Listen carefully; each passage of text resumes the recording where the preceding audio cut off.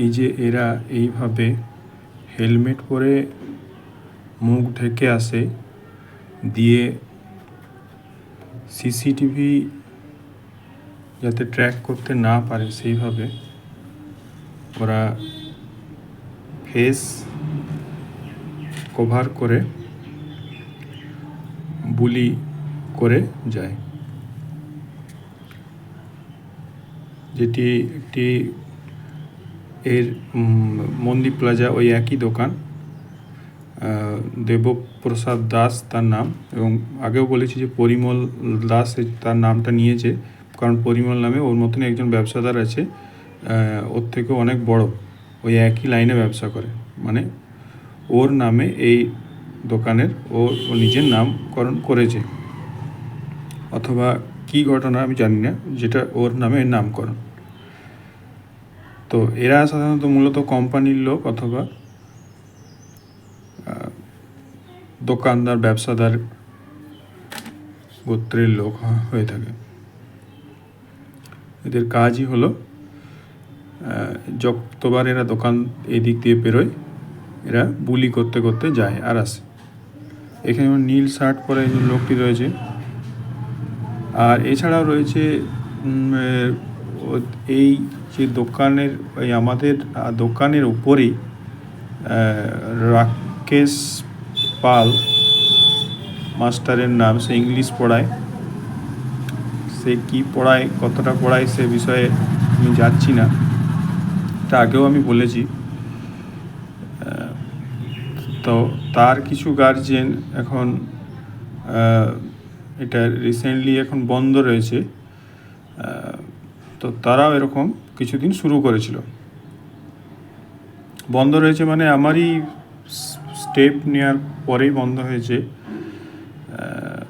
প্রথমে ভেবেছিলাম যে এগুলো সয়ে নেবো, সহ্য করে নেবো, তারপর দেখলাম যে এটা উত্তরোত্তর বেড়েই চলেছে এবং এতটাই হারে বেড়ে চলেছে যেটা সহ্য করা যাচ্ছিল না, যেটা খুবই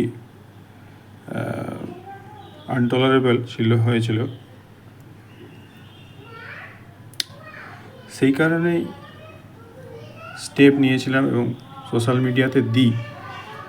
তারপরেই অনেকটাই এটা বন্ধ হয়েছে। তবু এদের এই যে কোম্পানির লোক যারা আসে, এবং এই যে প্রশান্ত মণ্ডল, বিবেকানন্দ মণ্ডল তার ভালো নাম, এবং তার ছেলে রিক মণ্ডল, তার ভালো নাম আমি কি জানি না, তাদেরকে ছোটোর থেকে বড় হতে, তাদের জন্মাতে দেখেছি, এবং আজকে তারা 20-22 বছরের ছেলে কলেজে পড়ছে।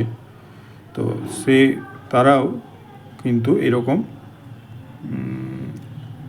এখন রিসেন্টলি 2-3 দিন বন্ধ রেখেছে। ওদের একটু স্ট্র্যাটেজিক্যাল বুলিয়ার, মানে ওরা এখন, আমি স্টেপ নেওয়ার পর থেকে ওরা বন্ধ রেখেছে। আর পুলিশের কথা তো বাদই দিলাম। পুলিশ যে কী ভূমিকা নেয় আমি জানি না। তারা আমার দোকানে আগে জিনিস নিত, এখন আর জিনিস নেওয়া বন্ধ করে দিয়েছে। পুলিশ সেভাবে নেয় না, আগে আসতো, কোনো পুলিশই আর আসে না, আগে আসতো। এবং পুলিশের যে, সেটা তো অনেকেরই জানা আছে, পুলিশের কী কাজ, পুলিশের কী কাজ করে, কি ভালো কাজ করে, কি খারাপ কাজ করে, সেগুলো তো আর বলছি না। এবং পুলিশের প্রতি মানুষ ভয়টা বেশি নাকি সম্মানটা বেশি, এটা তো সকলেরই জানা আছে। অ্যাকচুয়ালি আমরা পুলিশকে ভয় করি, সম্মান আমরা করি না, কিন্তু ভেতর থেকে সম্মান কখনোই আসে না। এবং অনেক খারাপ অপরাধ চক্র এবং দুষ্কর্ম করা মানুষের দের হ্যান্ডেল করাই তাদের কাজ। এবং তাদের যে দুর্নীতির যে, এবং সামাজিক কাজে তো একটা মানুষের যে ব্যাড ইম্প্যাক্ট সকলেরই জানা আছে। তো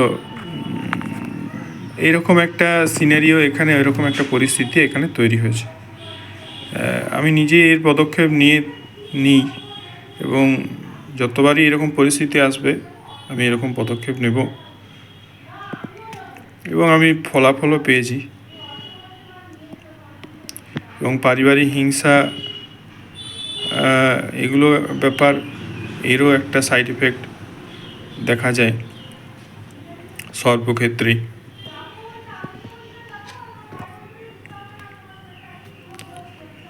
আরও কিছু বলার থাকলে পরে বলবো।